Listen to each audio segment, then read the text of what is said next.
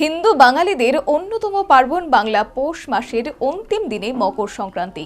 এই উপলক্ষে একটি জনপ্রিয় ও প্রচলিত বিষয় বুড়ির ঘর বা মেরামেরির ঘর।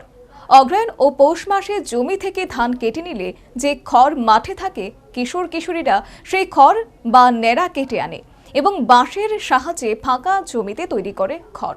রাত জেগে সেই ঘরে হয় জমজমাটি পিকনিক।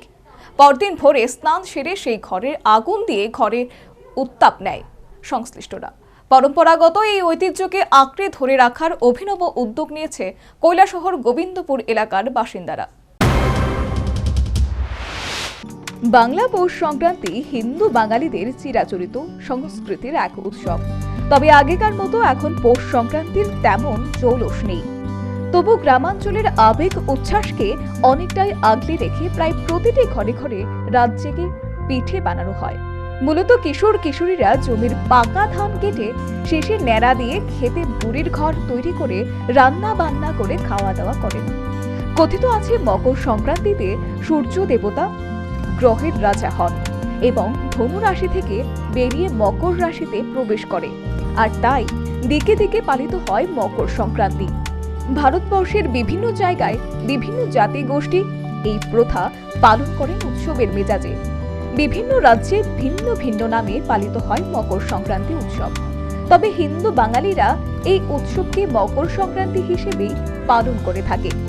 গ্রাম বাংলার ঐতিহ্য ধরে রাখতে এক অনন্য উদ্যোগ নিল ঊনকোটি জেলার কৈলাসহর পৌর পরিষদের এলাকার গোবিন্দপুরবাসী। মকর সংক্রান্তির এই দিনে সংশ্লিষ্ট এলাকায় প্রায় ৪৫ জন মিলে আশ্রম স্কুলের ময়দানে পুরনো ঐতিহ্যকে ধরে রাখতে এবং নতুন প্রজন্মকে পুরনো ঐতিহ্যের বার্তা দিতে তৈরি করেছে বুড়ির ঘর, কিংবা গ্রাম্য বাংলার প্রচলিত নাম মেরামেরির ঘর। মূলত গ্রাম বাংলার পুরাতন ঐতিহ্য কিংবা সংস্কৃতিতে আগামী প্রজন্মের কাছে তুলে ধরতেই এই বৃহৎ আকারে বুড়ির ঘর। আজকের যুব সমাজ শুধুমাত্র মোবাইল কিংবা অন্যান্য ডিজিটাল মাধ্যমে আকৃষ্ট, আর তাই যুব সমাজের কাছে পরম্পরার বার্তা দিতেই এই উদ্যোগ বলে জানান গোবিন্দপুরের বাসিন্দা তথা শহরের বিশিষ্ট নাট্য ব্যক্তিত্ব শুভাশিস চৌধুরী। তিনি জানান, প্রায় ৪০,০০০ টাকা বাজেটে তৈরি হয়েছে ৩টি বুড়ির ঘর, যার মধ্যে একটি উন্মুক্ত থাকবে শিশুদের জন্য, যাতে শিশুরাও সেখানে খেলাধুলা করতে পারে।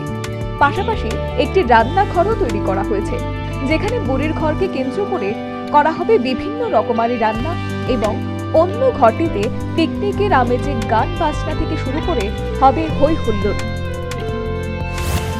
সেটাকে বুড়ি ঘর হিসাবে আমরা সকলে পরিচিত রয়েছি, এটা পালন করতে যাচ্ছি। এবং এর উদ্দেশ্য হলো যে আমাদের যে গ্রাম বাংলা বা আমাদের যে বাঙালির যে পুরাতন ঐতিহ্য বা সংস্কৃতি, সেটা আজকের দিনে আজকের যে যুব সমাজ সেটা নিয়ে ভাবছে না বা তা নিয়ে তাদের কোনো উৎসাহ নেই।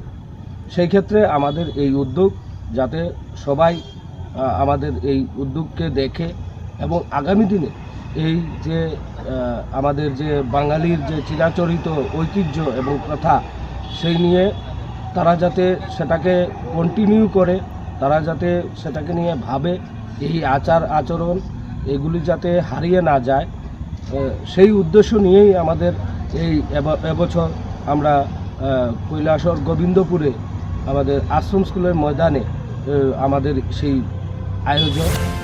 তারপর মকর সংক্রান্তির আগের দিন রাতে এই ঘরের ভেতর সবাই মিলে সাধ্যমতো রান্না করে হয় জমজমাট পিকনিক। অনেকে রাতে ঘুমিয়েও কাটায় এই ঘরে। পরদিন অর্থাৎ মকর সংক্রান্তির দিন ভোরে সূর্যোদয়ের আগে স্নান সেরে ওই ঘরে আগুন লাগিয়ে পুড়িয়ে সেই আগুনের উত্তাপে নিজের শরীর উত্তপ্ত করা হয়। সবশেষে বাড়ি ফিরে মা ঠাকুমার হাতে তৈরি পিঠে পুলি খেয়ে শুরু হয় মকর সংক্রান্তির মূল আনন্দ উপভোগ। ব্যুরো রিপোর্ট, নিউজ ভান্ডার।